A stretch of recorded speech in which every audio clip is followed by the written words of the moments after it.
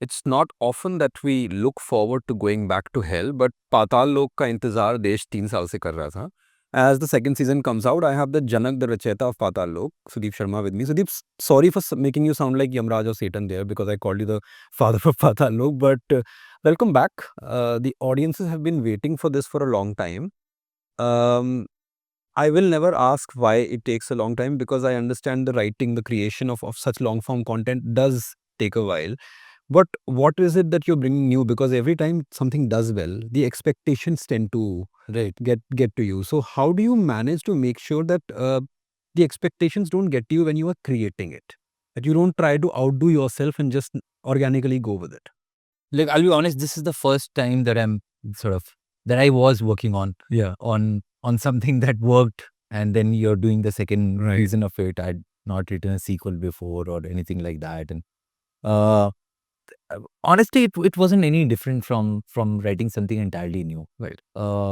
We consciously did not take first season as a benchmark. In fact, when I look at first season, when I look back at first season, what I see now is the set of problems, rather than things that worked. Right. The focus is on things that did not work, and what was the reason that it did not work, and how can we make that better. So the idea was not to sort of revel in the success of it, or revel in the fact that, oh, these things really worked, but really to focus on how to make ourselves better, how to make the work better this time round. Because first season में आपके पास excuses हैं, second season में वो भी नहीं होती. Right. यार, अब आप दूसरी बार कर रहे हो, Exactly. तो अब क्या प्रॉब्लम है? अब तो सही ले लो. अब तो सही कर लो कम से कम. So it is with that approach, it is with that humility that we have approached the second season. I think personally, I feel, and I hope when you watch it and the audience watches it, that they agree with it, that it is a more sophisticated piece of storytelling, that it is more complex, it is more nuanced, more layered than what the first season was. Personally, I think so. Avinash thinks so. All of us, we have this feel that we have been able to do a better job with the second season than we did with the first season. But let's see. आप हो जनता जनार्दन, आप बताओ. बिल्कुल देखने के लिए we are almost all waiting. But the first season, our protagonist Hathiram, he's out of elements and sort that he's in a different world.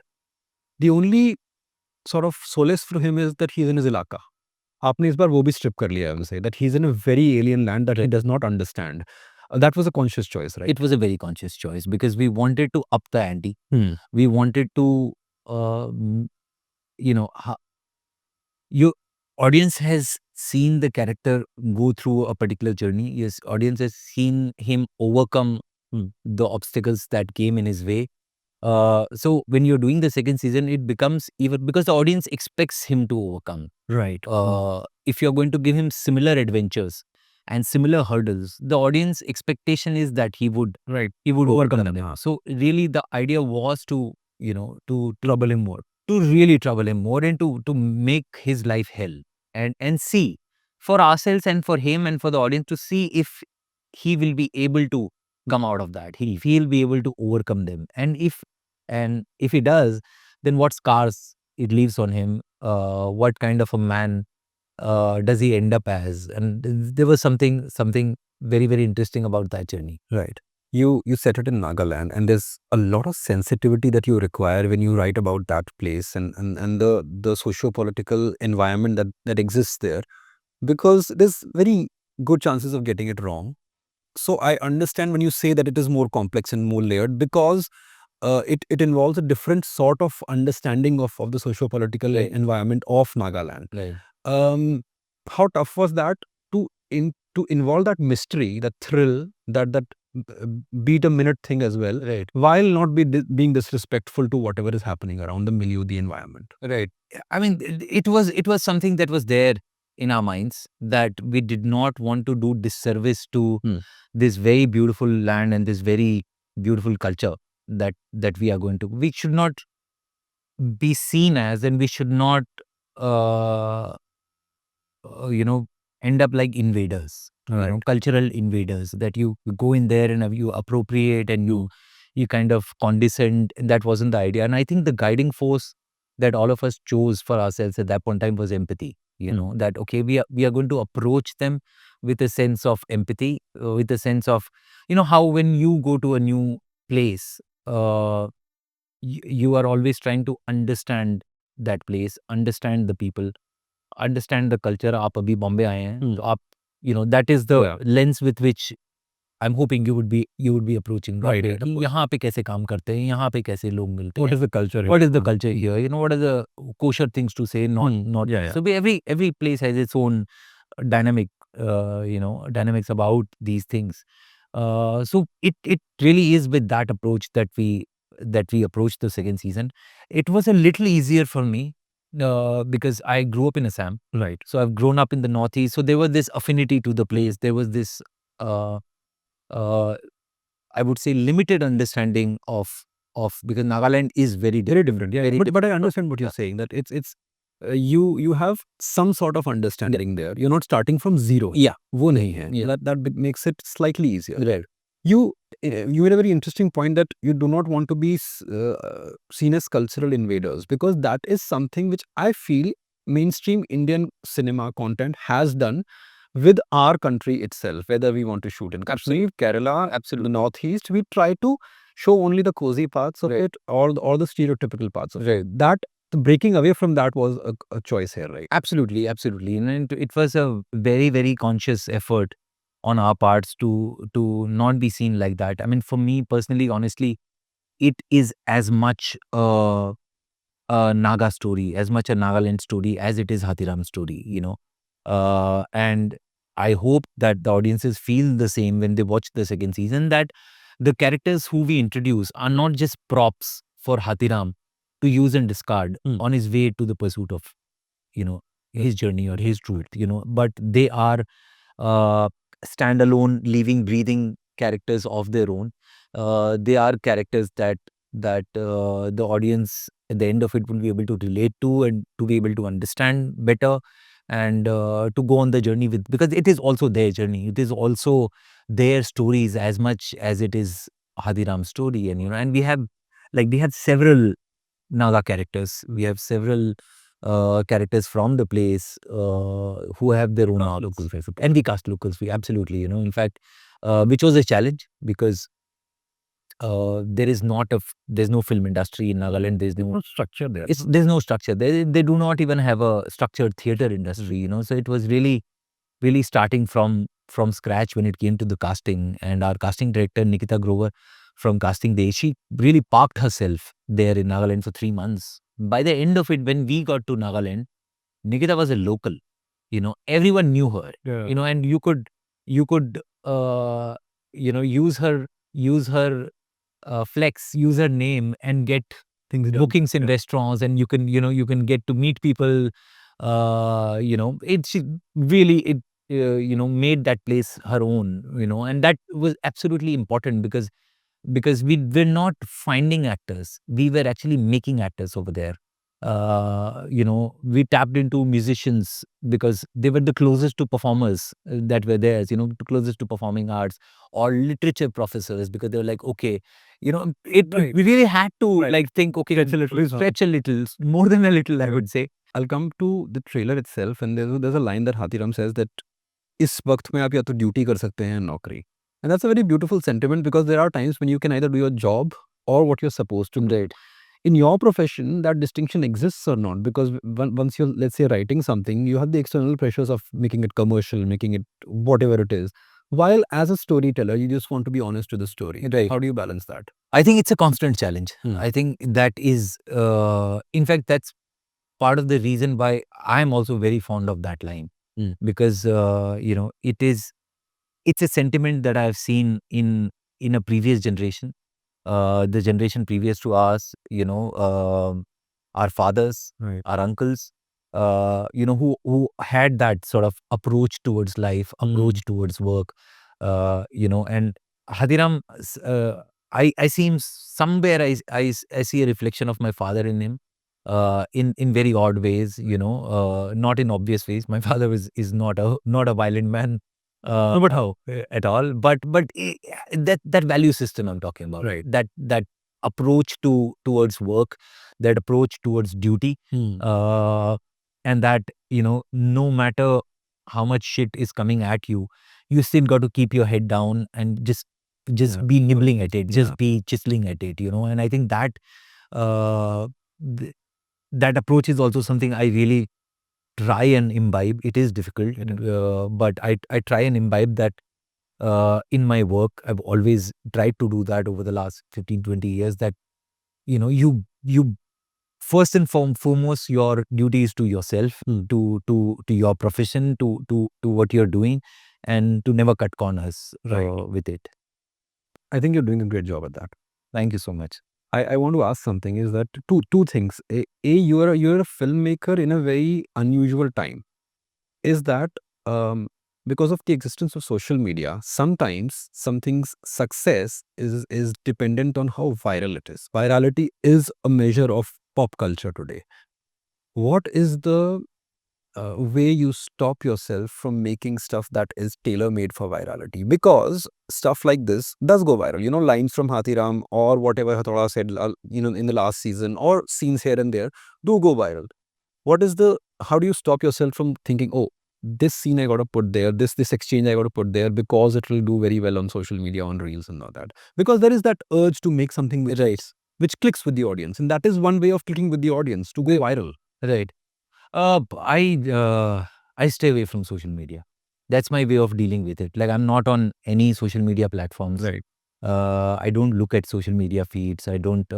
I do get friends or colleagues who have worked on the show. They forward those memes to you, and that's my only access. Right. That's my only access to.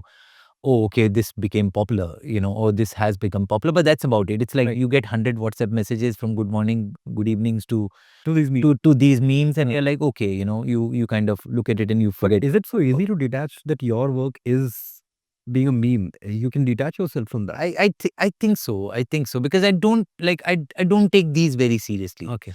Because at the same time, you're also getting memes that, oh, this is happening in this part of the country, and सारे जाग जाओ वरना पता नहीं ये आ जाएगा.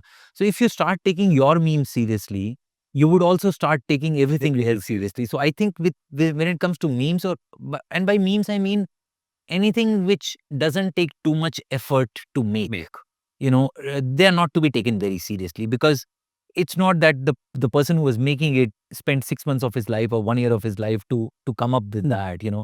There is an entire meme machinery. There's a viral machinery that is being paid, and that is sitting out there, and Factory. it's a factory, and वो factory वाले वो बना रहे हैं अपना, वो कर रहे हैं, उनका काम है. ठीक है. So even if you know somewhere I'm not even sure of how much of this popularity of memes, or how much of it is authentic, or how much of it is organic, and how much of it is being fed. Right. So that's why you don't look at your validation from I don't seek validation from social media in any form. I think for the audiences is where you and that is the more conventional way of audience feedback. Yeah, I'm more old school when it comes to that. Like, what was the audience feedback? What were the discerning reviewers had to say about it? And most importantly, what you felt about your own work. I think that still is the most important barometer. And the people you look up to, the people whose work you have followed, whose feedback you have, The people whose word you take seriously. Yeah. You get to have that circle. You understand who. Yes. How do you distinguish between discerning reviewers and undiscerning? And it's a question I asked for my industry, because I know 10 years ago it was easy because there were few of us. Right. Today there's just too many reviewers. Right. And at times it gets difficult for me to understand whose intention is what. How do you do that? I think the quality of the writing. I think the quality of the writing, the quality of the insights in the reviews. It's unfortunate that that if I can call reviewing an industry, or if I can call reviewing whatever you want, you would like to call it. But the reviewing industry is somehow mirroring our film industry in terms of the quality of its output. Right. जैसी हम फिल्में बना रहे हैं, या shows बना रहे हैं, उसी तरह के हम रिव्यूज भी लिख रहे हैं. I think right now they've come at a stage where they deserve each other. It really has come to that, you know, that we deserve each other. You know, we are made for each other. So there, you know, the reviews that have words like "paisa vasool," reviews that have words like "one time watch only." ये बहुत easy quick fixes हैं, you know, ये crutches हैं जो हम use कर रहे हैं शायद अपने रिव्यूज में. I think we can do a better job than that.